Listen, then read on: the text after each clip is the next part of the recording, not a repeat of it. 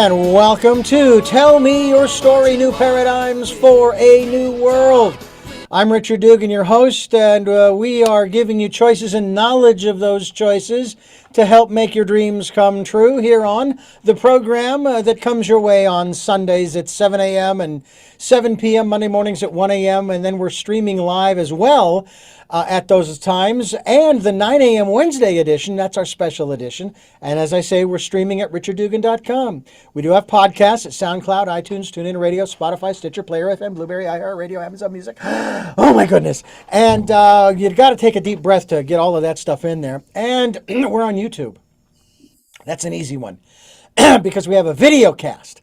And that video cast is available to you. The channel is Richard Dugan. Tell me your story. Just look for the guy with the black hat. We hope that you will do just that. And we also hope that you will spend some time during this decade of perfect vision, the 2020s, to go within and listen to that still small voice.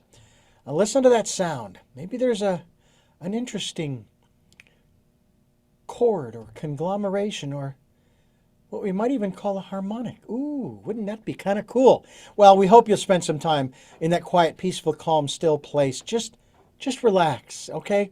It's not going to be fine. It is. It is just fine. And especially if you're listening to and following the promptings. We hope that you'll do that. And if you'd like to support the work we're doing, we would greatly appreciate that. We have a PayPal account. It is there for your security as well as ours. And any amount is greatly appreciated. We will take energetic support as well. We have a returning guest. He's been with us many times here on the program. His name is Jonathan Goldman, and he and his wife are part of an effort to make the kinds of sounds that change the world. And they've been doing it for a long time, and they're celebrating the 30th anniversary edition of Healing Sounds, The Power of Harmonics. Jonathan, it's great to have you back on the program again. Richard, it is a blessing to be here, and how cool is it to be talking to you now and to be talking to your audience about so many different things, because we always talk about such great different topics, my friend. Well, we do indeed. And one of those things we're going to talk about, of course, is the celebration of the 30th anniversary edition, which you and I both have a copy of. And I find it interesting too. Yeah, there you go. Okay, see, folks, we got them.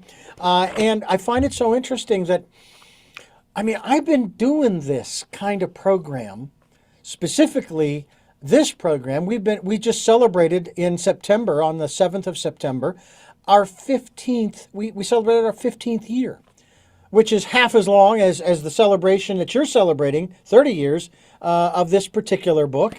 And I'm sure that there are some new things in there. We'll talk about those as well.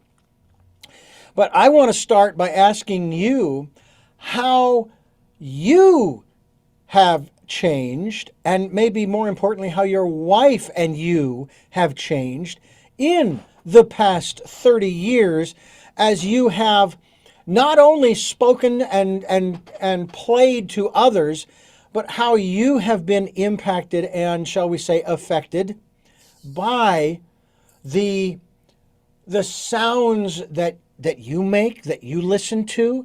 I had to switch from country music because I couldn't take the lyrics anymore in regards to relationships. It was just really grating against me.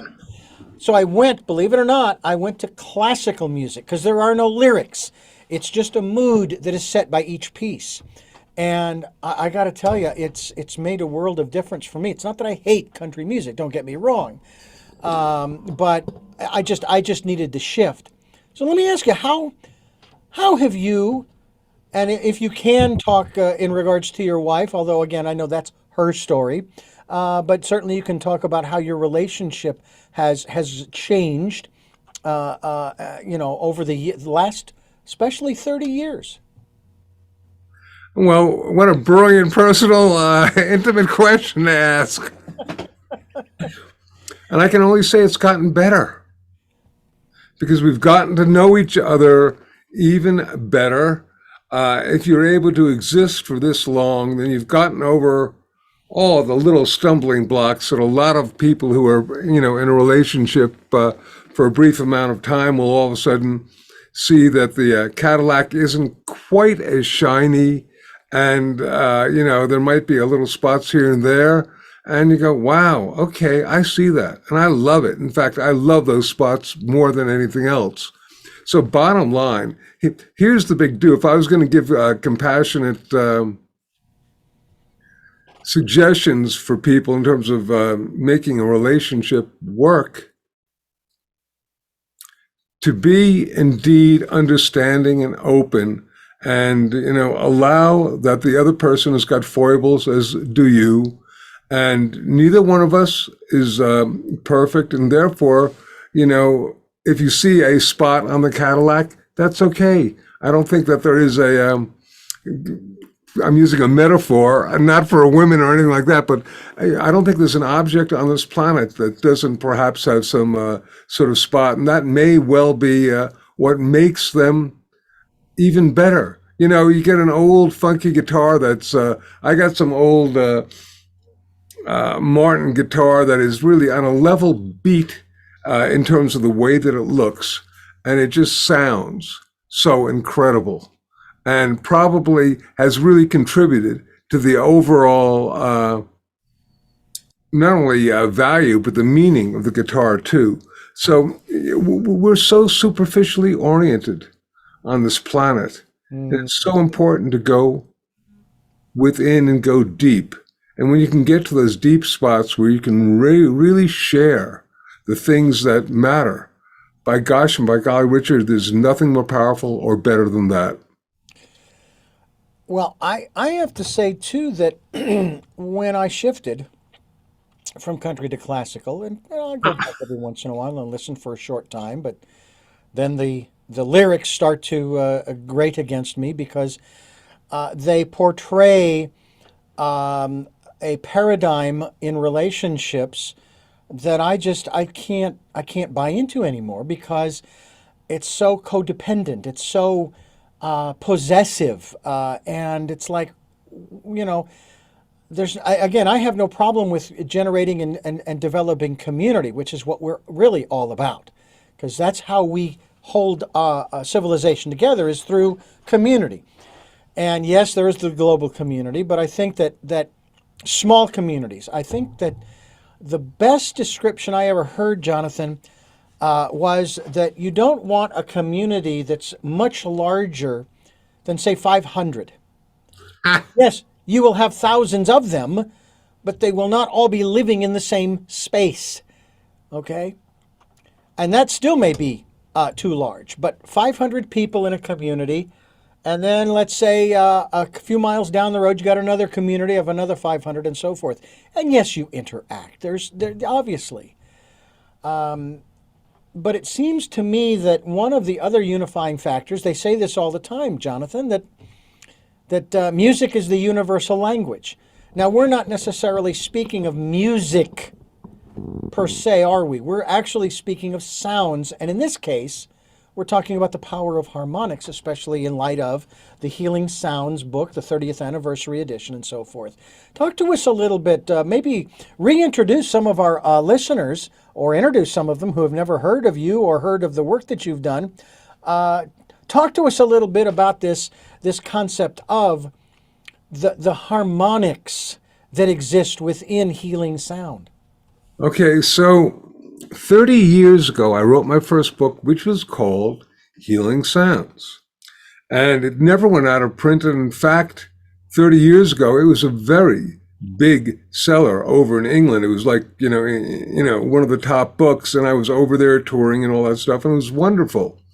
And one of the focuses of the book is the concept of harmonics, which I had been introduced to in the late 1980s. And I thought, okay, if you like, I got inner guidance that I needed to write a book about sound as a healing modality and harmonics as a specific.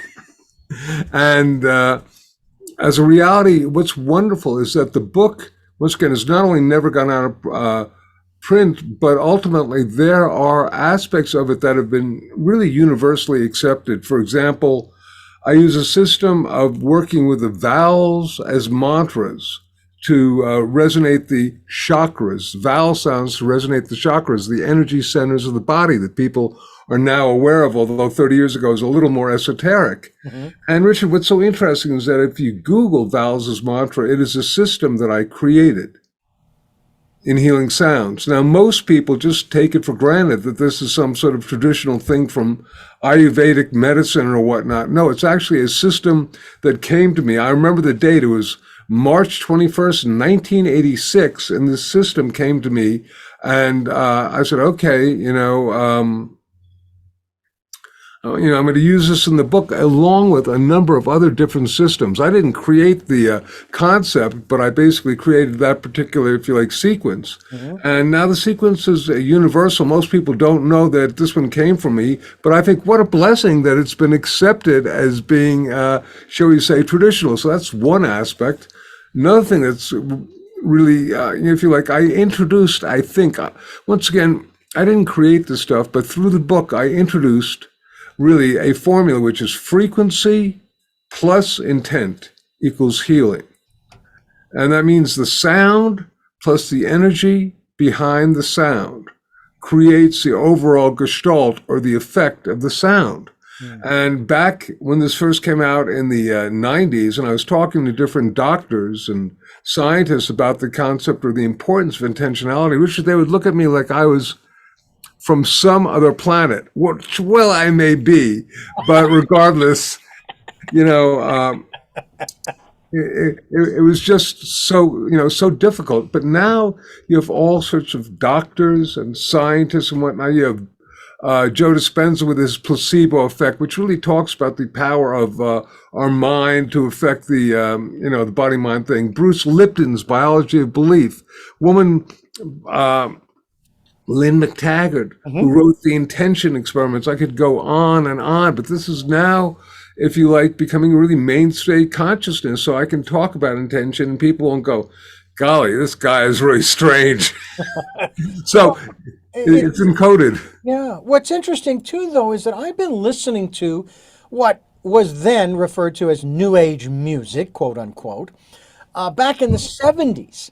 And one artist in particular, or one creator, I'm not sure what title I would give him, and I've actually had him on the program. It was a fascinating conversation we had, was Stephen Halpern. Sure. I still have some of his albums, and they are musical in a sense. Maybe there is a melody or something along those lines, but it doesn't go to it doesn't seem like, and again, we're talking now about 40, almost 50 years ago, because when I was in the 70s, I was in my teens. Yeah. And I don't know if he was even aware back then of what he was creating and the impact it was having on the people who were listening, such as myself. But now it is a science. I mean, you are at the forefront of this science of sound. On a level, yes. Stephen has been a dear friend of mine and greatly influenced my initial early work. When I first, got into this idea of can sound be used for healing, there were only a half a dozen different books. And he had one called Sound Health that introduced me to a whole lot of concepts of how sound could be used for healing. So I really want to honor his work. And in fact, he initially said sound is a carrier wave of consciousness. And that was greatly influential in my creating the frequency plus intent equals healing. So once again, we stand on the shoulders of each other and want to acknowledge, these people. And, it's a blessing because, Richard, on a level, there are so many different ways. We're learning now that sound can be used to heal and transform. And I think it's really important for people as we begin to blossom and grow in the field of sound to not get locked into any one type of sound being the healing or best sound. Yeah, I would agree. And there are so many different ways to make sound. But one of the most original and, shall we say, organic ways is the human voice. And I'm sure that you've experienced this. I know that I have. And that is through the act of, let's say you're hurting, whether it's the flu or you broke your leg and there's pain, the moaning, and that you don't necessarily consciously choose the tone. It just comes out, and sometimes it's oh, and other times it's up much higher. Oh my God! And I did that as a kid, and my mother and sister walked in. I've told this story before. Walked into my bedroom, and there I was laying in bed, and I think it was the flu or something, and I was moaning because I just didn't feel good at all. And my sister says, "Make him stop. He sounds horrible. He sounds terrible." And my mother says, "No, that's how he heals himself." Now, Wow. I remember that. My mother does not remember that. Well, it must have come from somewhere. Maybe it was my subconscious or something. But nonetheless, isn't that a fact that the human voice is part of making the sounds that heal us?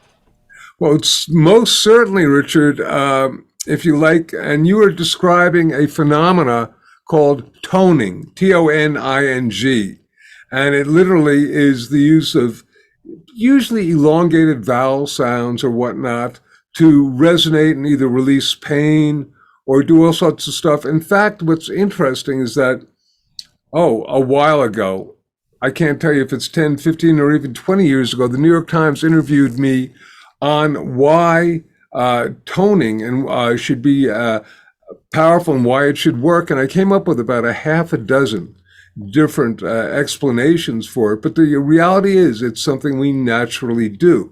Now, I'm going to jump and just tell you a humor story that can open up a whole other can of worms. But fairly recently, I think it was probably within the last year or so, some fellow who is a professor at some university showed that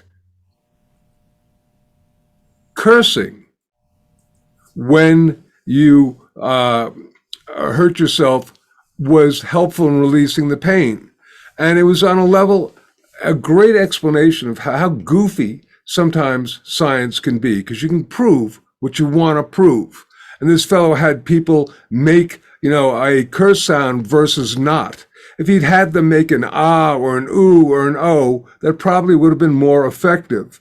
But it was such a one-sided, if you like, research project. So it's really interesting. I share that as a fairly hilarious aspect of how sometimes we can be, trying to look for a particular outcome, and we get it, but we're ignoring a whole lot of other things. Does that make sense? It does. Absolutely, it does. Yes. I want to let our listeners know we're talking with Jonathan Goldman. He's a returning guest to our program. We have him on usually once a year to talk about a special event on Valentine's Day, February 14th of each year, World Sound Healing Day.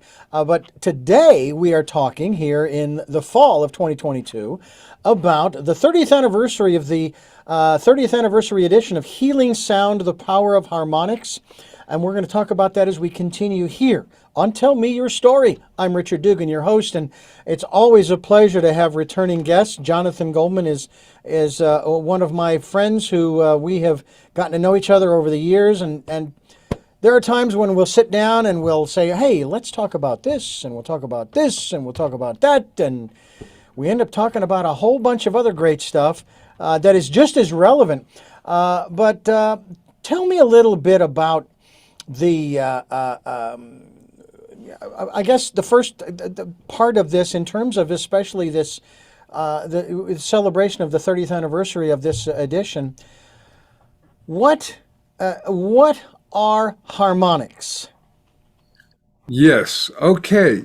So, and this is, Richard, on a level why I really badgered the publishers of this book to should we say, initiate energy, because a lot of things, such as we talked about, vows as mantra and intention, all sorts of other stuff, have really been accepted into the sound healing gestalt or community. They understand that, but the term harmonics, people use the word harmonics all the time, but they don't really know what it means. And here, I'll just try to share with you a couple of things.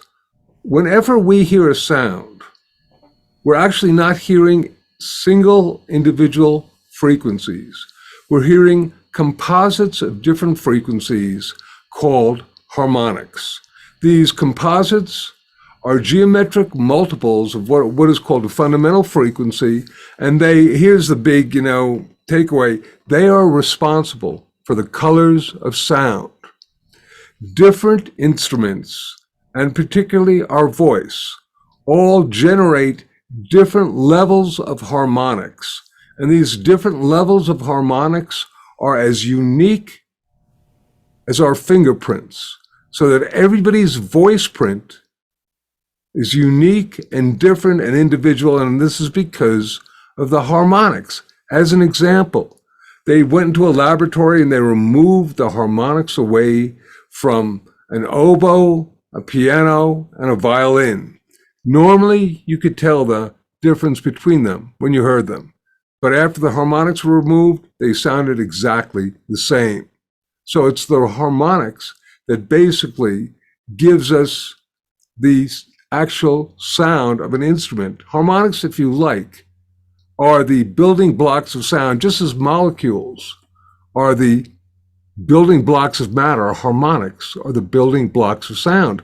And people don't really understand. There's this really extraordinary, universal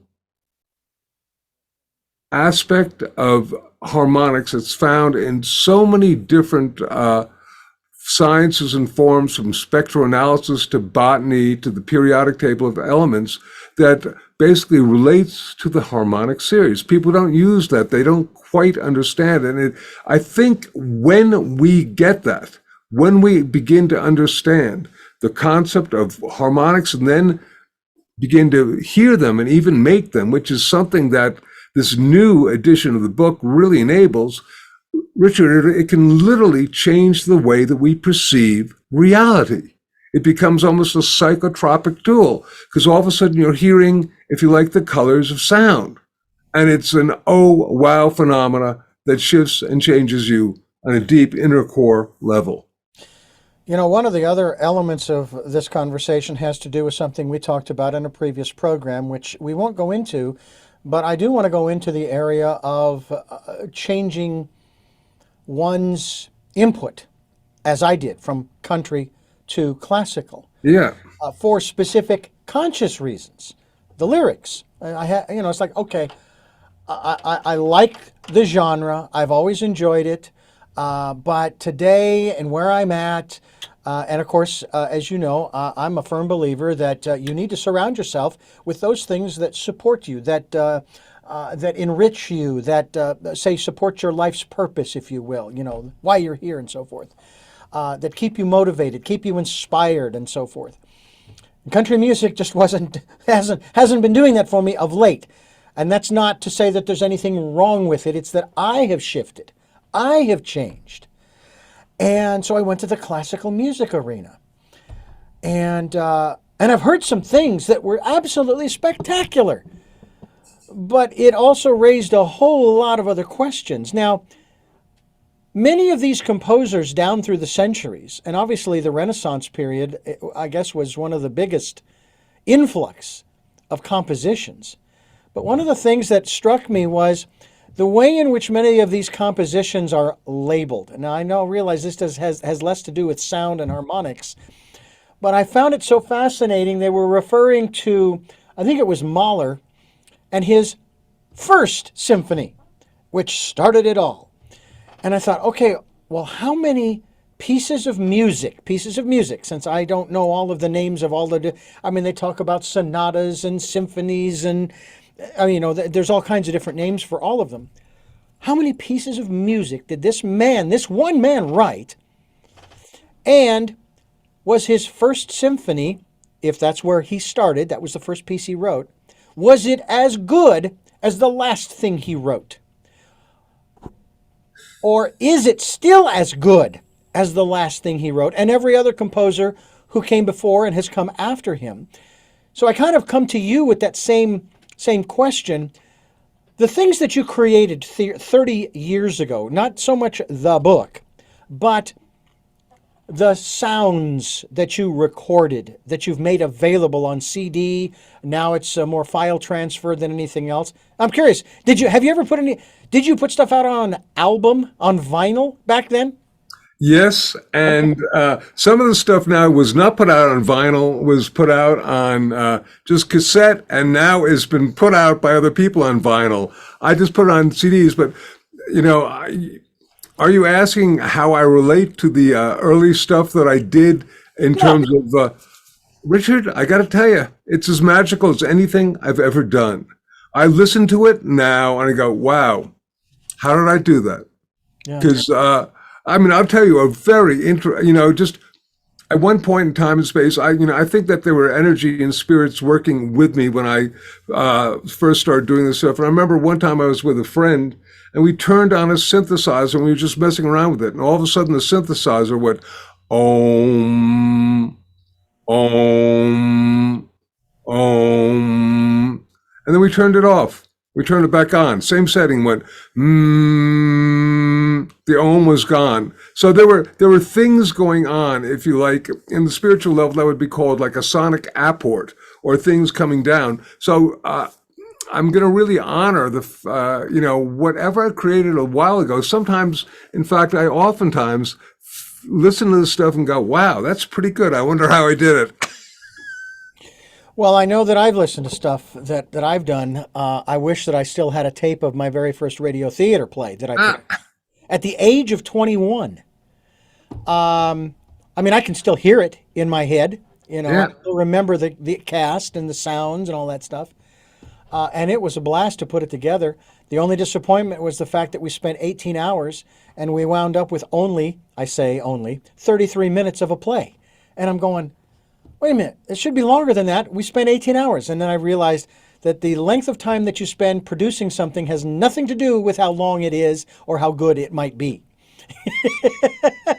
That's for sure. And Yeah. just as a thought, many of the great inventors, whatnot, musicians or whatnot, had really their zenith in about the mid 20s.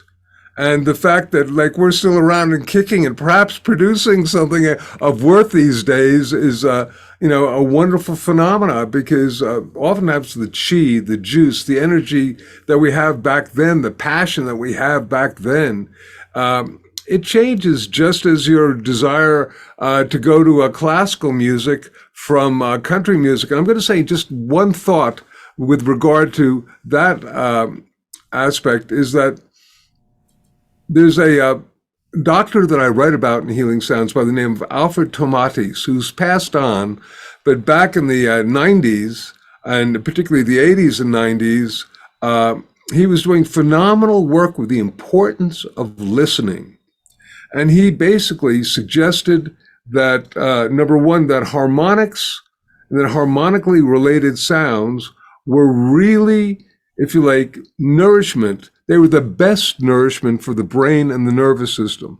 But he suggested that most music was, if you like, nourishment to our nervous system. And I'd like to say that all music, depending upon the time, the space, and the need of the individual, can be therapeutic. But it depends on the person, depends on what the situation, and depends on why. There's music that I kind of find abominable that for certain people, they love it and that's what they need for it's their carrot juice. For me, it might be chocolate syrup or whatnot, but it doesn't matter. So I'm just suggesting that we're all unique vibratory beings and therefore, exactly as you're doing it, honor the music that resonates with you now.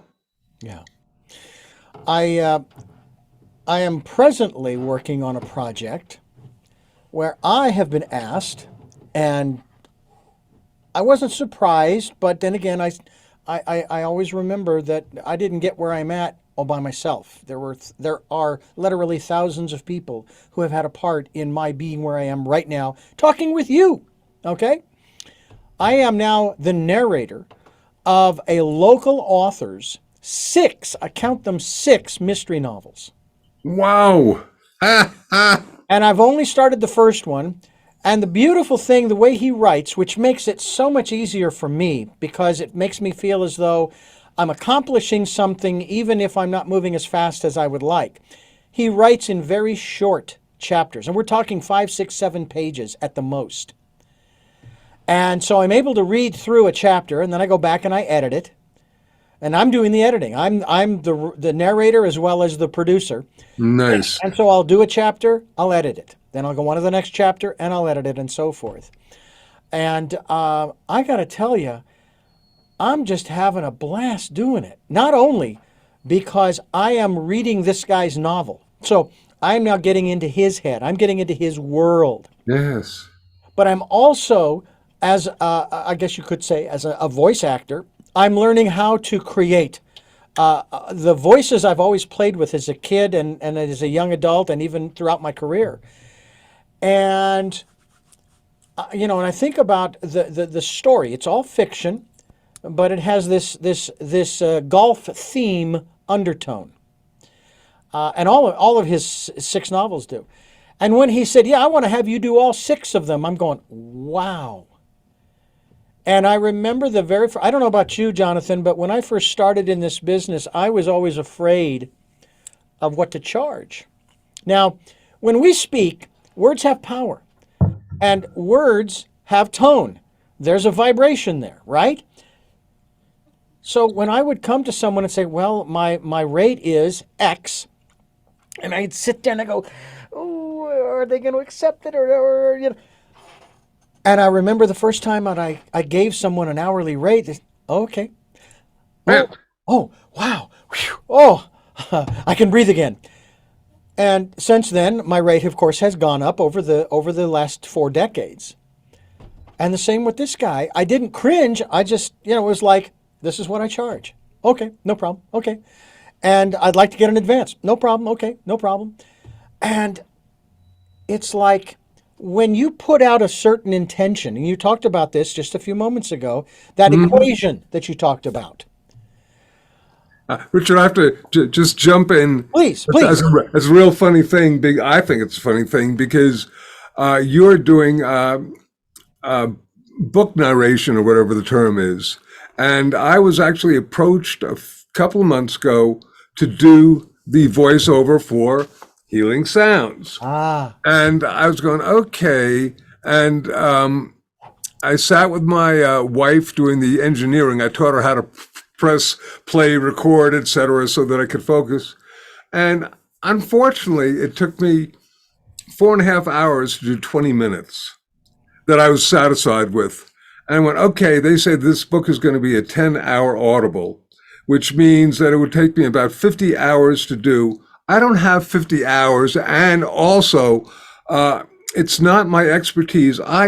My son called me at that point, and I said, "Hey, Josh, they want me to do this, and I'm just not having a good time." He said, "Well, Dad, it's like you just haven't done it. You can do it." I remember when you I'd written a novel that called The Lost Chord, and I read it to him when he was a little kid. I said, "Yeah, I hear that, but this is like nonfiction." And also, Richard, on a level, I'm pretty good at vamping. We're really good at talking, but I was never a great reader. When I was a very popular disc jockey in Florida many years ago. In fact, I was the #1 in Central Florida. And I was so bad at doing news that they had to bring in a newsman to read the news. So it's sort of my kryptonite. I think I could probably do a good story. In other words, I'm ultimately going to do the Lost Chord fiction book. But this one, I got somebody else that I knew to do it, and blessed be, he did it in a whole lot less time, and he enjoyed it. Because if you don't have a good time doing something, why do it? Yeah. Well, the first thing I asked the gentleman was, "Is there a deadline?" He says, "Oh no, you get it done whenever you get it done. So there's no rush," which is a good thing in that I'm not going to procrastinate, but by the same token, I'm not going to rush through it. And I'm actually taking my time in terms of reading it, and I go back if I make a mistake, and I just do this, and then I have to go back and listen to the whole audio file. Yeah. It also gives me a very good indication of how long it's taking me to read X number of pages. And although I haven't done the math yet, I'm just going through it. But again, as you said before, I'm having fun with it at both ends, and it's just really cool. And I know that a lot of folks, I mean, I was doing this kind of stuff even before Audible was Audible. I was recording Right. from my first wife who was totally blind. I've recorded Wow. Oh, Celestine Prophecy by James Redfield, The Love is Letting Go of Fear by Gerald Jampolsky. I think I even recorded possibly a Ram Dass book and the book that my first wife and I met through, Og Mandino's Greatest Miracle in the World. so it's a gift that you've got. Well, and I was a horrible reader because I was legally blind when I was a kid, and I hated to be called on to read in front of the class because I was abysmal, and it was more because of the fear of criticism as well as retribution and that kind of stuff. And yet here I am 40, 50 years later, and I'm reading to people. And and it's great. And I think that my experiences at Sun Sounds Radio Reading Service in Phoenix, that was my very first radio job, really set me up in that regard for doing all of this, because I really do believe that everybody has the right to read whatever it is that they want. Nobody has the right to tell you, no, I'm sorry, but I don't think that's appropriate for you. I don't think it's appropriate, period. I do remember that Recordings for the Blind would not let me read The Godfather until, Yeah. until I think I was 16, like rated R, what have you. My metaphysical primer, Autobiography of a Yogi. Oh, yes. What a beautiful. So this is so interesting. I'm not sure how I'm going to bring it in, but I was just watching a documentary on Elvis Presley. Ah, And there's also a new movie on Elvis. And a lot of people don't know that he was a huge fan of Yogananda. And that was one of his tableside or bedside books, was that he would often read from that. So he was certainly a searcher. And did you ever hear that the only book that was on the phone of Steve Jobs was Autobiography of a Yogi? Now, that's a interesting. story I've heard. I don't know if that's 100% true, but it's like profound, profound. That again, I think we put them under the category not of following self-realization fellowship, but of being, as you said, searchers. They Well, I were think searchers. also an indication for a lot of people that regardless of the fame or wealth that you have, that ultimately there's an inner uh, quench of self that needs to be satisfied. And a lot of times it's through meditation, it's through higher consciousness, and it's through, if you like, one of the great tools of meditation Yeah, is listening. And yeah, one of the great ways that you can listen is opening up. I'm going to get back to the concept of harmonics. yeah. Because, Richard, as we perceive of harmonics, first being able to hear them and then being able to create them, which you are able to do through the new version of the book, particularly, we're able to enhance our ability to perceive reality. If you think about the fact that sound is one of our five primary senses, primary physical senses, if you're able to enhance and amplify that, you're Mhm. able to enhance and amplify the way that you perceive reality, and it literally changes you at the core of your being. I could not agree with you more, especially because I just, back in mid-September, actually early September, I went in for an audition for a group here in Santa Barbara called the Santa Barbara Revels, Revels. And they're putting on a performance in December at one of our local theaters, the Libero Theater, of a Scottish solstice celebration presentation. And it's a mixture of music and theatrics. And I auditioned for being a part of the group, music singing group that's going to be singing some of the Scottish songs. So now I have to learn a little bit of Scottish. Actually, it's not Gaelic. Oh, what did she call Gaelic? I think Yeah. Gaelic. Whereas Irish it is Gaelic. Anyway, so I'm having to learn these kinds of things, as well as I remember the woman played this one song, and it ended what I deemed as unresolved. You know what I'm talking about? Where Yeah, it sounds like it should, it doesn't, when does it end? Because you left it on a note that's, as they say, unresolved. totally. And then it turns out, oh, that's the way it is. In Scottish music, that's a lot of the songs, that's the way the music ends. So I want to talk about some of the dynamics and harmonics of music around the world. I want to start, though, not so much with Scotland, but I want to start with India and the ragas, because they don't have the traditional Western 8 notes, 8 octaves, and half notes, and quarter notes, and sixteenths, and so on and so forth. I mean, and if you listen to Middle Eastern music, for example, and the way in which, if you listen just for the sound, the tone, the notes, it's just like someone singing what they refer to as the runs. I guess it is up and down and up and down and up. Right, right. It's amazing. Can you talk to us a little bit about starting with music of the East, and then Richard, I'll tell you, this is such a wonderful, wonderful subject, and this is going to be hours worth of material. I okay, have to tell you that it opens up such a can of worms. So I'm just going to really suggest that the harmonic series is a whole number ratio series. So the different intervals, the notes, whatnot, are based upon whole number ratios, 2 to 3, 5 to 4, etc., that have a very organic feel. And they actually understand this in a lot of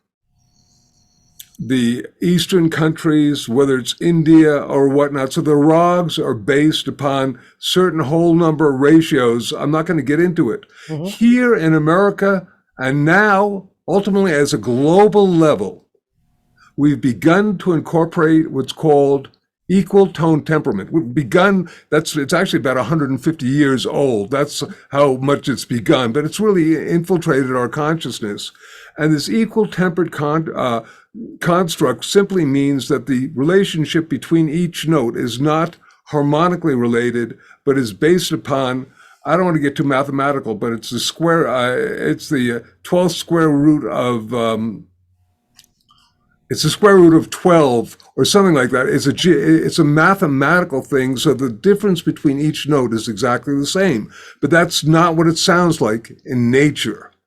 There are books and books written on this. I can suggest to you some of them if you're interested, but it's an amazingly complex thing.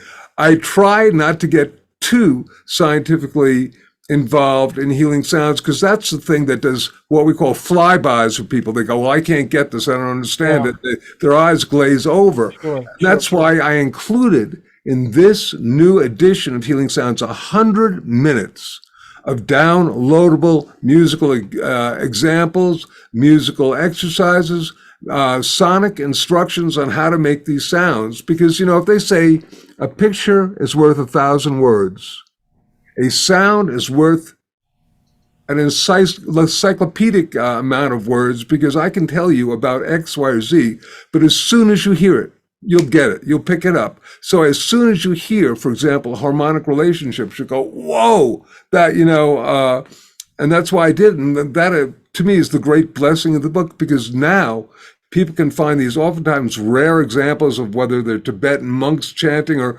somebody singing Amazing Grace, just hitting one note and going,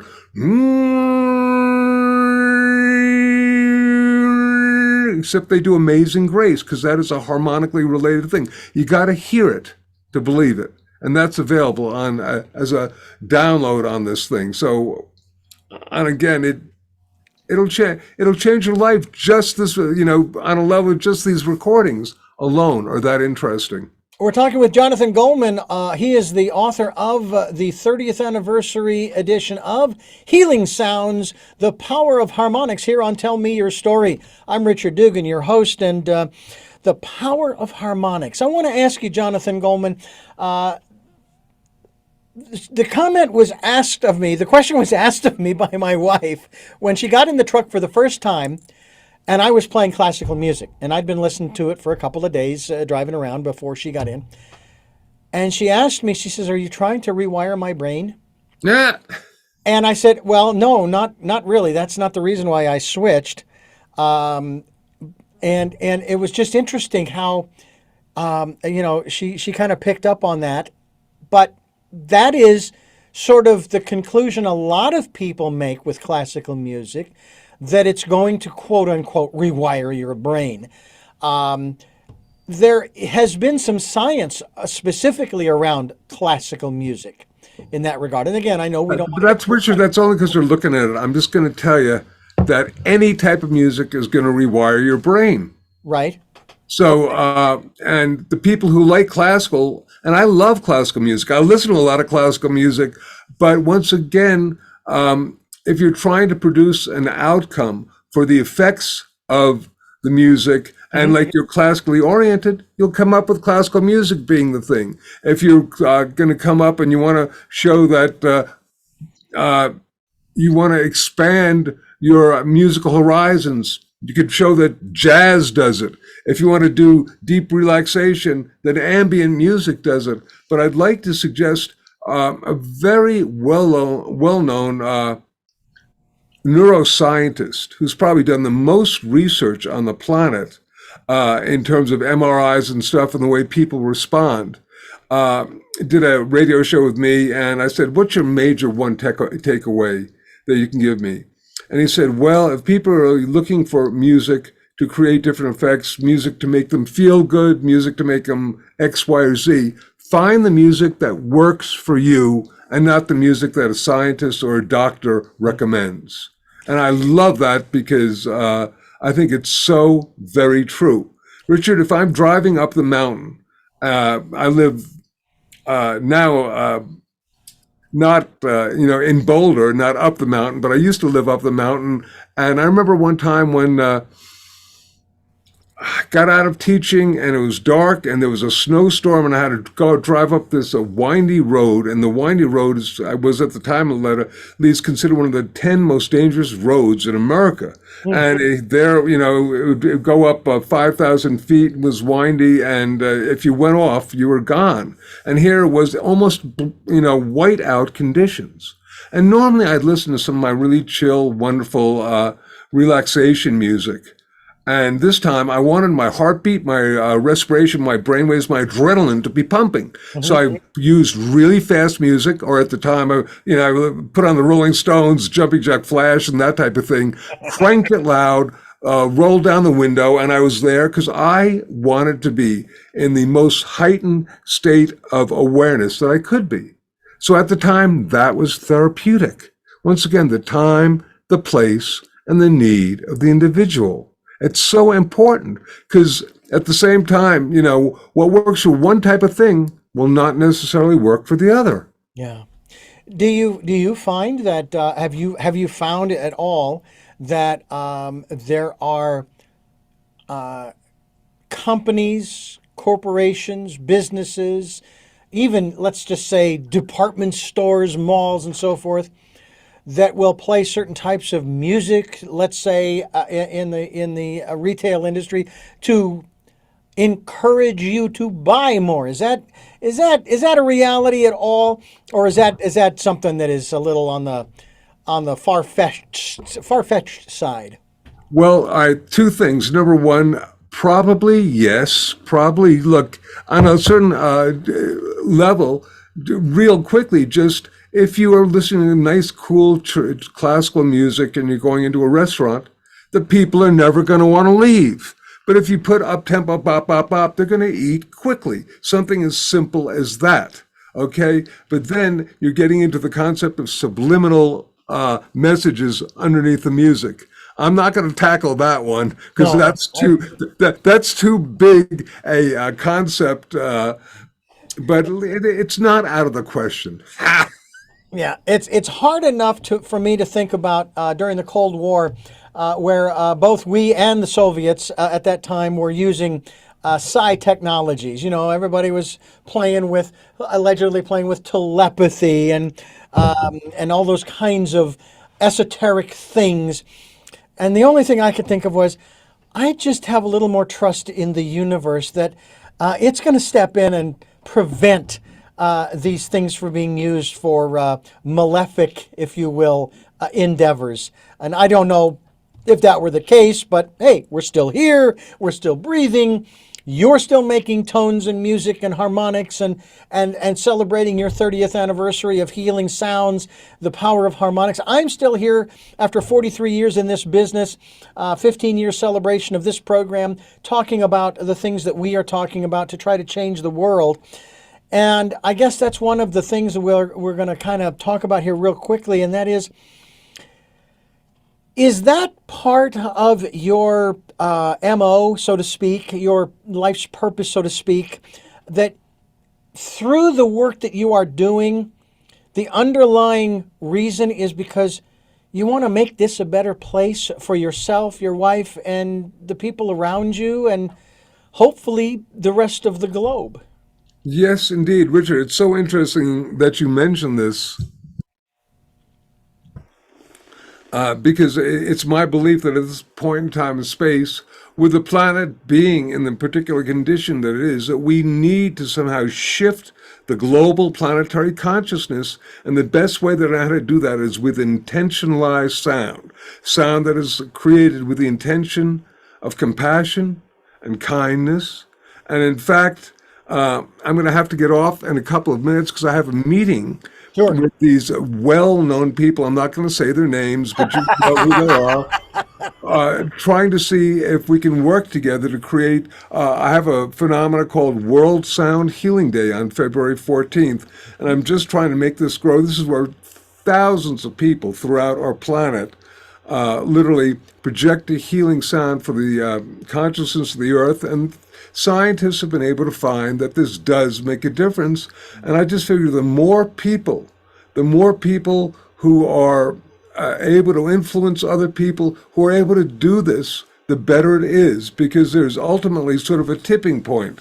You know, it used to be known as the 100th monkey phenomena. Yeah. But the idea that the more people who make a sound encoded with love and compassion basically will shift and get into the airwaves, because as quantum science tells us, we're all interconnected. There is no separation. So if we can somehow project the energy of love and light through sound, how cool would that be? Absolutely. Very cool. Jonathan Goldman, my guest, and you are listening to Tell Me Your Story. I'm Richard Dugan, your host. And Jonathan, I want to thank you for giving us so much time. I know that you're on a tight schedule, as we usually are, both of us.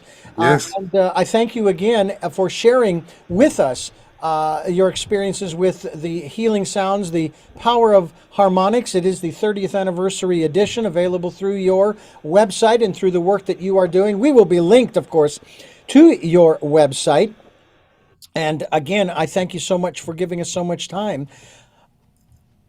And Richard, just want to say also, by gosh, by golly, Amazon is also a great place to get the latest edition of Healing Sounds. We're projecting people there too, because it makes it easier. So that, and thank you so much for your support. And I just want you to know that on a level, sound healing, which is really manifesting on the planet, is going to benefit so much more by the inclusion of healing sounds into mainstream consciousness. So thank you for making this happen.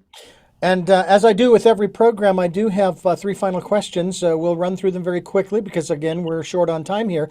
The first, of course, is who is Jonathan Goldman? He's a guy talking to Richard Dugan. What is it you hope to or want to achieve through the work that you are doing now? Make a better planet.